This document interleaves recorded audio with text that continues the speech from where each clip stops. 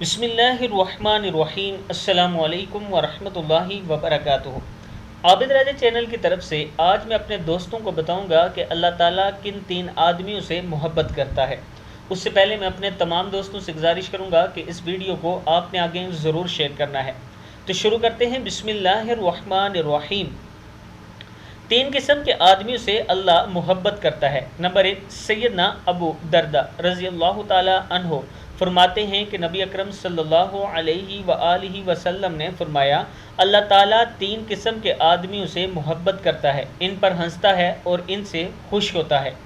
1، وہ آدمی کہ اس کی جماعت فرار ہو گئی ہو لیکن وہ ان کے بعد اللہ کے لیے لڑتا رہا، قتل ہو گیا یا اللہ تعالیٰ نے اس کی مدد کی اور اسے کفایت کی۔ اللہ تعالیٰ ایسے آدمی کے بارے میں کہتا ہے، میرے بندے کی طرف دیکھو وہ اپنے آپ سے کیسے صبر کروا رہا ہے۔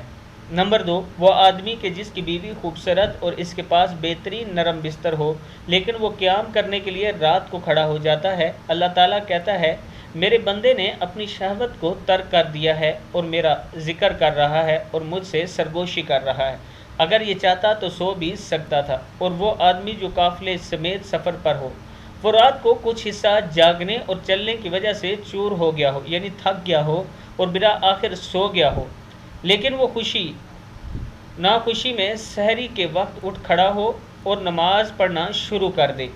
یہ 3 آدمی ہیں۔ 1، جو میدان جہاد میں لڑتے ہوئے اللہ کے راستے میں شہید ہو یا فتح پائے۔